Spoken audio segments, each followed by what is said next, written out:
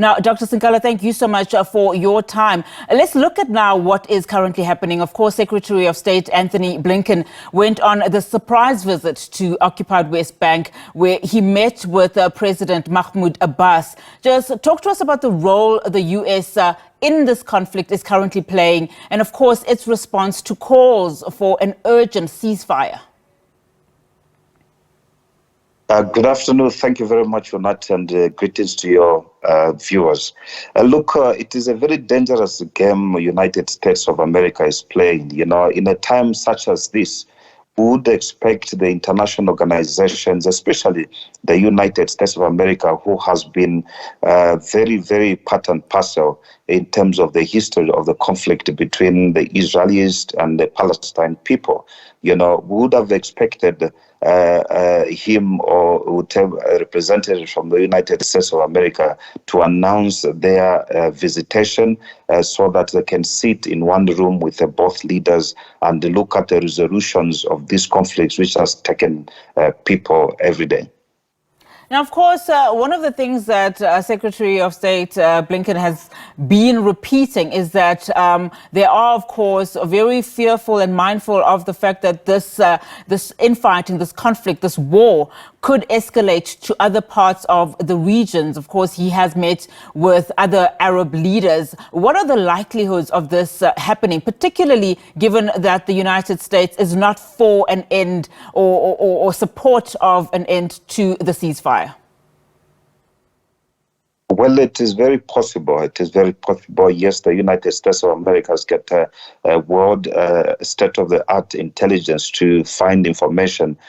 We can see how they announced the information in Russian invasion in Ukraine.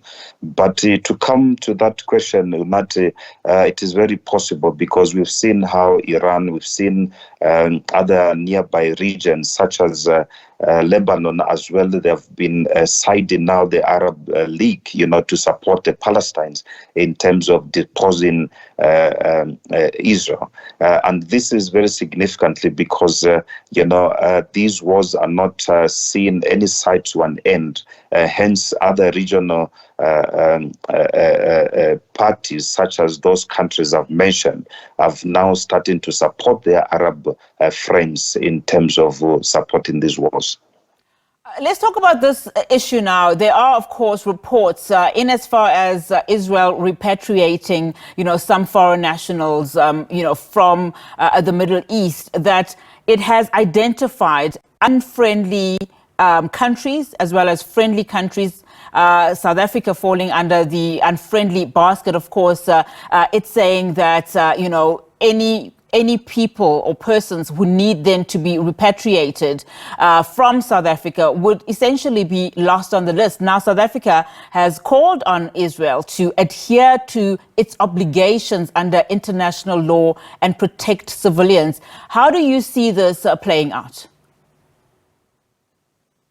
The international law in terms of this regard of repatriation, the personal right of refugee or prisoners of war to return to their country of nationality under specific conditions laid down in various international instruments and human rights instruments, as well as in customary international law, refers that the right to return has a solid foundation in international law.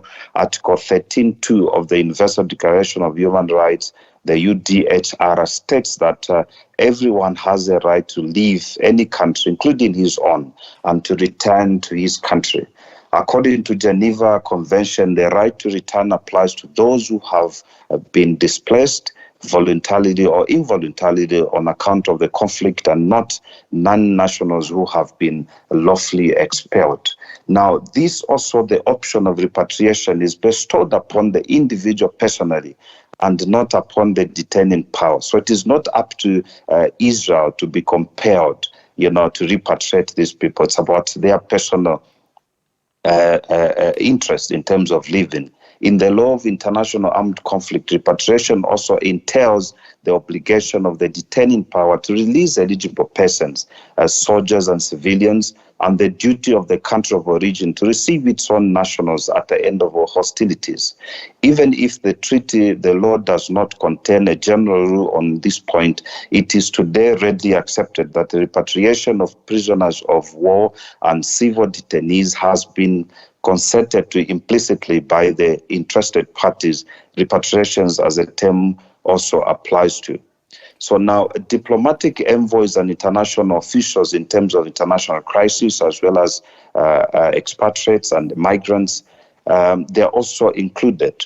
South African foreign policy here has been tested at this level best in terms of consistency. If you look at the Israel-Palestine in relation to the Russian invasion in Ukraine, where South Africa has taken up a stance of non-aligned in Ukraine and Russia, but in terms of Israel and Palestine, South Africa has taken up the side of Palestine.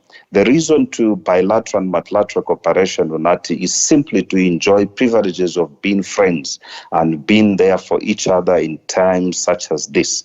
There does not seem to be a strict obligation under international law to repatriate. Indeed, states have a relative discretion to decide upon the scope of their consular assistance, notwithstanding the obligation to protect all citizens within the territories of conflicts. So really nothing at this stage, Onati, can hold or compel Israel government to prioritize, as per South African government request, the repatriation of South Africans or any other nationals apart from concerned nations such as South Africa to take up the risk and the task of doing it themselves. They can ask for a safe corridor within the territories of the conflict, but that is not guaranteed, as that would be being behind the enemy's lines. And of course, having enemies or having not good relations with Israel or any other relations, it can be a good opportunity to shoot down an aircraft carrying some enemies of war. So it is a most complicated issue. And I think historically, this also teaches us that, look, in a time such as this, nations should not get aligned to any other nations because we might need other nations in times of conflict and where we have to repatriate our South African citizens back home. But unfortunately for South Africa, not where human rights abuses are obviously, being impacted, Dr. Sinkala. I suppose this is why South Africa is holding its stance in terms of that humanitarian crisis. But thank you so much for your time this afternoon. Really do appreciate it. Dr. Charles Sinkala is an international relations consultant there.